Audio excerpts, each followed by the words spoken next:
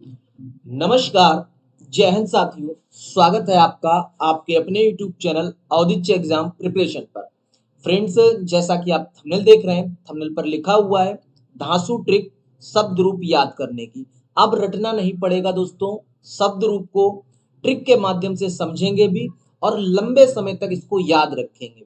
जैसे कि कई सारे अभ्यर्थी हमसे कहते हैं कि सर, राम के रूप, हरि के रूप, गुरु गुरु के रूप, ये सब आज तो याद कर लेते हैं, लेकिन सर जिस दिन पेपर होता है उस दिन सारे के सारे दिमाग से रिमूव हो जाते हैं। सर कुछ ऐसा बताइए कि लंबे समय तक ये सब चीजें याद रहें, क्योंकि पेपर में आना तय है यहाँ से। चलिए दोस्तों, स्टार्ट करते हैं। शब्द रूप दोस्तों, अकारांत पुल्लिंग। पहले तो मैं आपको बता दूं, 5 शब्द रूप आप पढ़ के जाना पेपर में, तो आपके 4 नंबर पक्के हो जाएंगे सीटेट एग्जाम में। राम के रूप, गुरु के रूप, हरि के रूप, नदी के रूप और पितृ के रूप। एक बार लिख लीजिए कहीं पर, राम के रूप, गुरु के रूप, नदी के रूप, हरि के रूप और पितृ के रूप। यानी कि अकारांत, आकारांत, ईकारांत, ईकारांत और आकारांत और रीकारांत। बोले अकारांत रीकारांत सर होता क्या है? तो आकारांत का मतलब है कि आ शब्द से अंत हो रहा है। आकारांत का मतलब जैसे राम जो लिखा है राम, तो इस राम में दोस्तों आ जुड़ा हुआ है। ये जो राम लिखा हुआ है, राम में दोस्तों क्या लिख जुड़ा हुआ है? आ। तो राम शब्द का अंत आ स्वर से हो रहा है, इसलिए इसको आकारांत बोलेंगे। और यही रमा लिखा होता तो रमा शब्द का अंत किससे हो रहा है? दीर्घ स्वर आ से हो रहा है, तो इसे आकारांत बोलते हैं। यदि यहाँ पर हरि लिखा होता तो हरि किस तरीके से, हरिकांत किस तरीके से हो रहा है? ई से हो रहा है, तो इसे इकारांत बोलेंगे। वहीं नदी लिखा होता तो नदी शब्द का अंत किससे हो रहा है? ई से हो रहा है, तो इसे ईकारांत बोलते। बात समझ में आ गई होगी, उम्मीद करते हैं दोस्तों। चलिए चलते हैं अपने टॉपिक पर। दोस्तों, जब आप राम के रूप याद करें तो 3 टुकड़े कर लें, एक वचन, द्विवचन और बहुवचन। तो एक लाइन से याद करिए, रामः, रामम, रामेण, रामाय, रामात, रामस्य, रामे, हे राम। देखो, जो हे राम लिखा हुआ है और रामः लिखा हुआ है, बस यहां पर आपकी क्या लगी लगी हुई है? विसर्ग लगी हुई है। और यहां पर विस्मयादि बोधक चिन्ह लगा हुआ है, आगे हे लिखा हुआ है। ज्यों का त्यों ऊपर वाला और अंतिम वाला होता है। देखो, रामा लिखा हुआ है, रामो लिखा हुआ है, नीचे भी रामो लिखा हुआ है, और रामः लिखा हुआ है, नीचे भी रामः लिखा हुआ है। यानी कि हे आगे लगा दो और विस्मयादि बोधक चिन्ह लगा दो, तो प्रथमा विभक्ति और संबोधन विभक्ति सेम हो जाती है। तो प्रथमा विभक्ति याद कर लो आप रामा, तो आपकी संबोधन विभक्ति अपने आप याद हो जाएगी। तो रामः, रामम, रामेण, रामाय, रामात, रामस्य, रामे, हे रामा। अब आओ द्वितीय विभक्ति, द्वितीय बहुवचन पर।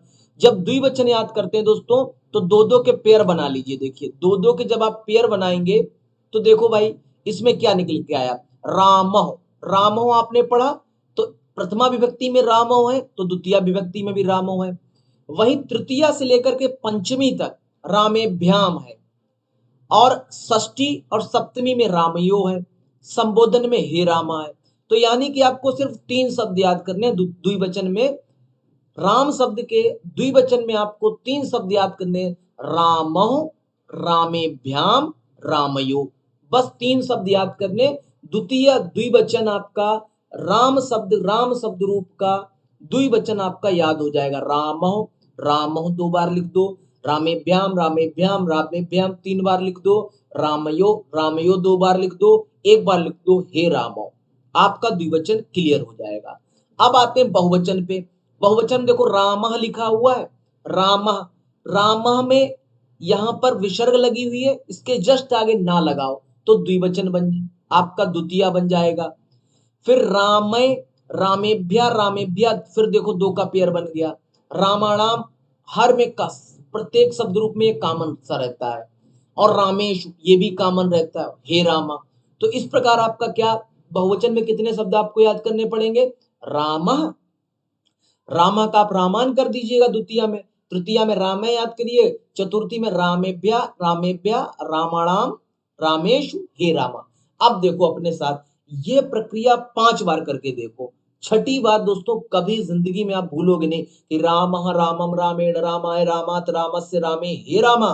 फिर द्वितीय द्विवचन पे आओ कि रामो, रामो, रामेभ्याम रामेभ्याम रामेभ्याम रामयो रामयो हे रामो।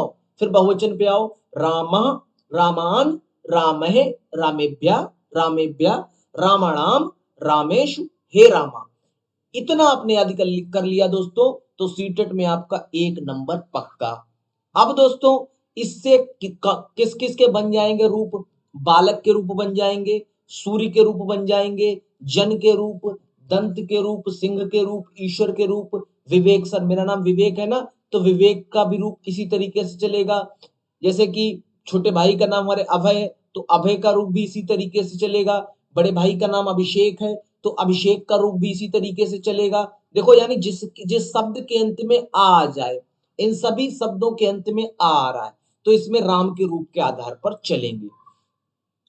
अब बात करते हैं दोस्तों हरि के रूप को लेकर के। हरि में भी दोस्तों यही ट्रिक लगेगी। देखो भाई, हरि यरि 2 बार देखो इसमें सेम हो गया, हरिभ्याम 2 बार सेम हो गया, हरियो और हरियो 2 बार सेम हो गया। इधर देखो हरिभ्या सेम हो गया। हरिणा देखो हर बार कॉमन आ रहा है तो याद ही हो जाएगा। हरिशु हर बार कॉमन आता है, याद ही हो जाएगा। अब इस पे आओ, हरि हरिम हरिणा, हरि हरिम हरिणा, हरिये हरे हरे। देखो भाई 2 बार आ गया, हरो हे हरे, हे हरि हे हरिया, हरिया हरि हरे।